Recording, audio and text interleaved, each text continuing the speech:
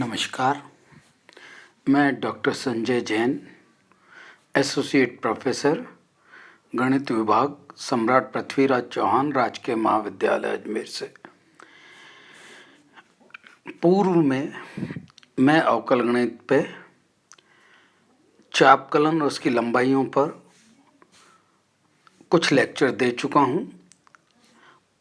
आज हम उससे आगे बात करेंगे। पूर्व में जो हमने बात की थी उससे आगे हम आज बात करेंगे।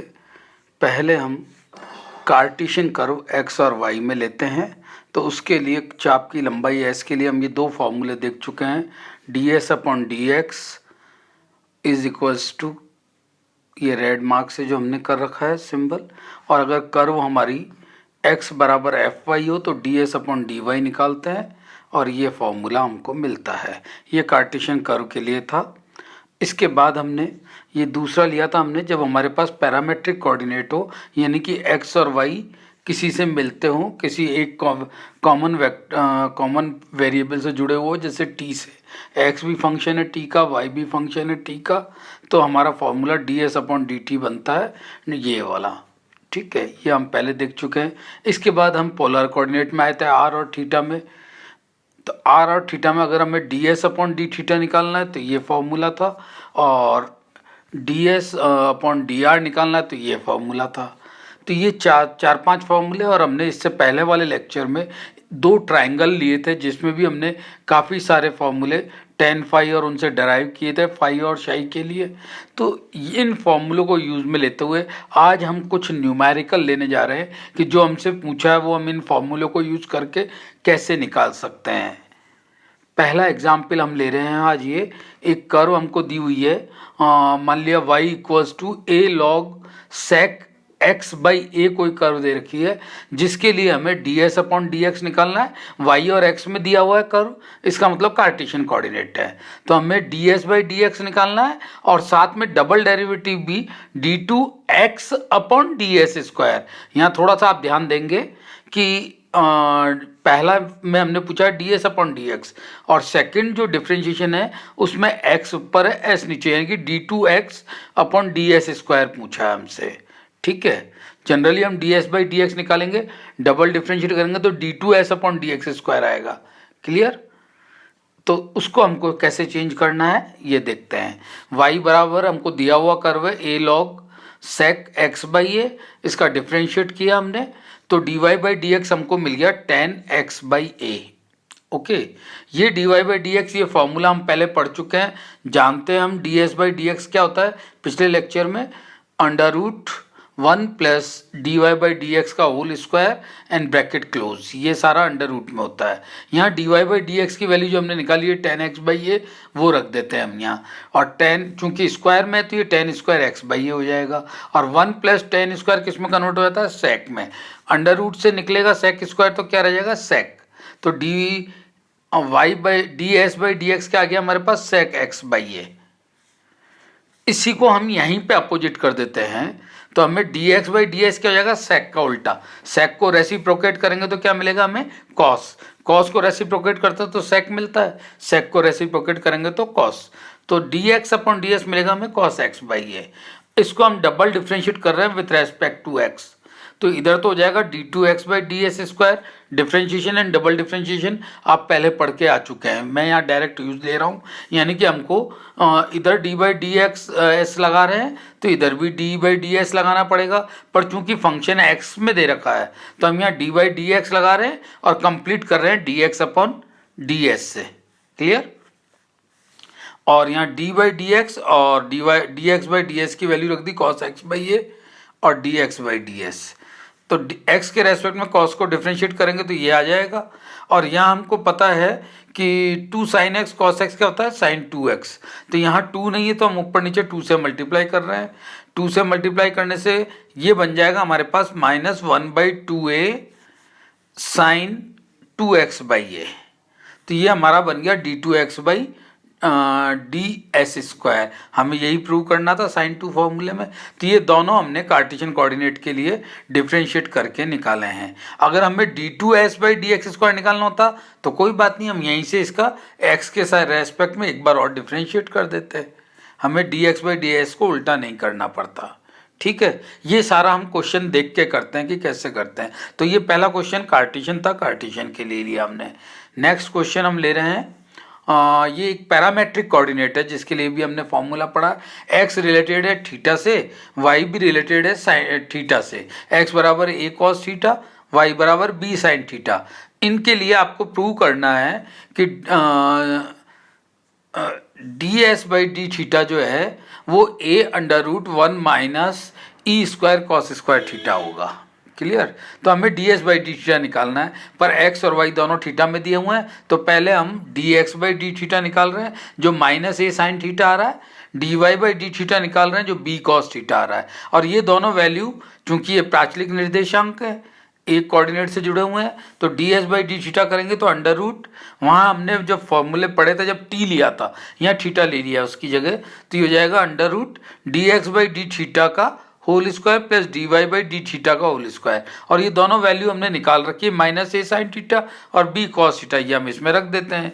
ये रख के हम बी को, चूंकि ये किसकी इक्वेशन है, ये दे रखा हमको दीर्घवृत्त, दीर्घवृत्त के पैरामेट्रिक कोऑर्डिनेट हैं ये। तो दीर्घवृत्त के लिए बी स्क्वायर होता है, जब आप कोऑर्डिनेट ज्योमेट्री में पढ़ के आए होंगे पैराबोला एलिप्स, वहाँ पे बी स्क्वायर होता है ए स्क्वायर 1 माइनस ई स्क्वायर। चूंकि हमको पूरी इक्वेशन एक में कन्वर्ट करनी है इसलिए ए 1 माइनस ई स्क्वायर रख देते हैं। तो इसको जब हम सॉल्व करेंगे तो ए स्क्वायर साइन स्क्वायर थीटा, ए स्क्वायर कॉस स्क्वायर थीटा, ए स्क्वायर रह जाएगा।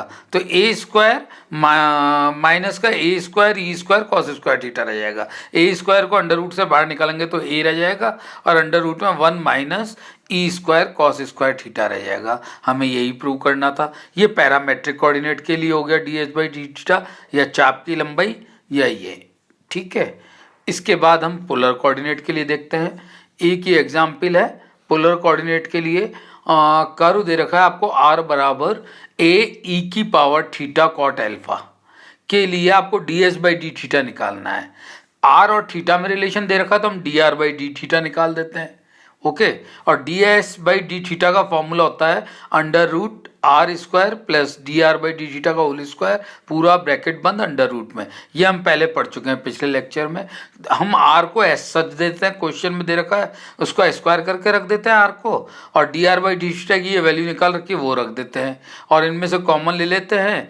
तो हमें ये सारा सॉल्व होके आता है ए कॉसेक एल्फा ई की पावर थीटा कॉस एल्फा।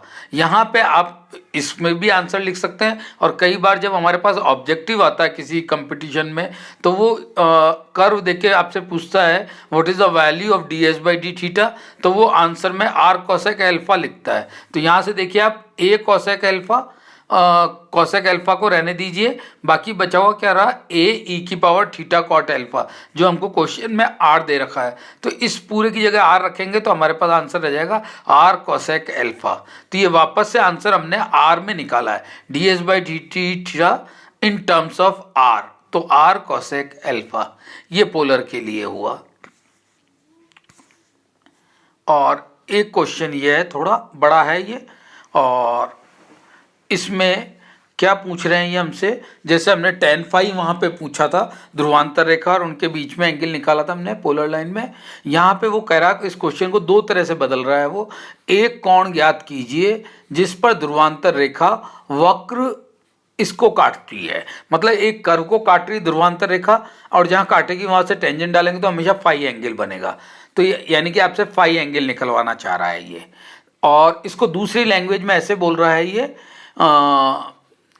वक्र ए बराबर 1 माइनस कॉस थीटा के किसी बिंदु ध्रुव पर, किसी बिंदु पे ध्रुवांतर रेखा और स्पर्श रेखा के मध्य कोण ज्ञात करिए। मतलब ये भी आपको tan फाई निकालना है। मतलब दोनों तरह से ये क्वेश्चन पूछ सकता है। पूछी एक ही चीज़ है कि आपको फाई निकालना है, और tan फाई बराबर हमने फॉर्मूला पढ़ा हुआ है आर,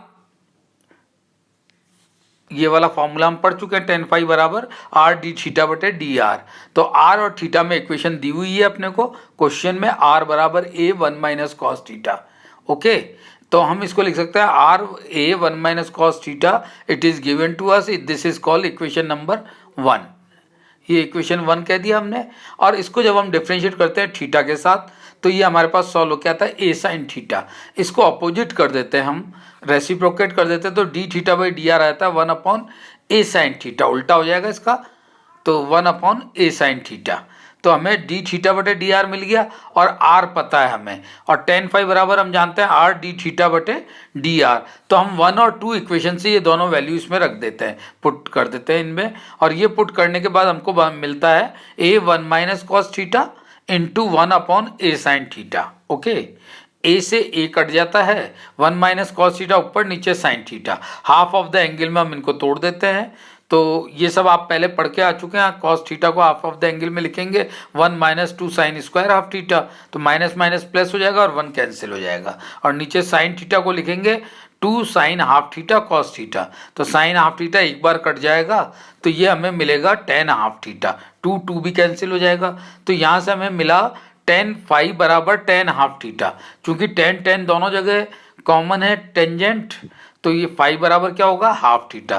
तो ये एंगल फाई बराबर हमने थीटा बाई 2 निकाल लिया, ध्रुवांतर रेखा के और उसके मध्य का कोण। तो ये भी हमारा एक इस तरह का क्वेश्चन है। तो ये हमने 3-4 क्वेश्चन तीनों चारों तरह के कर लिए हैं। कार्टेशियन कोऑर्डिनेट सिस्टम का क्वेश्चन किया हमने, ये पैरामेट्रिक का किया, इसके बाद हमने पोलर का किया, और ये हमें टेंजेंट का फाई एंगल निकालना हो तो ये क्वेश्चन हमने किया। तो इस तरह से आज हमने 4-5 तरह के न्यूमेरिकल जो अभी तक हमने फॉर्मूले पढ़े थे, ये इनके ऊपर बेस कैसे से लगाए जाते हैं ये करके हमने सॉल्व किए हैं। तो आज के लिए इतना ही, और प्रैक्टिस आपके लिए और करनी है। आपको क्वेश्चन मैं दूंगा नेक्स्ट लेक्चर में, तो उन पे भी प्रैक्टिस कर सकते हैं, और आप पे बुक हो तो उससे भी कर सकते हैं। Thank you.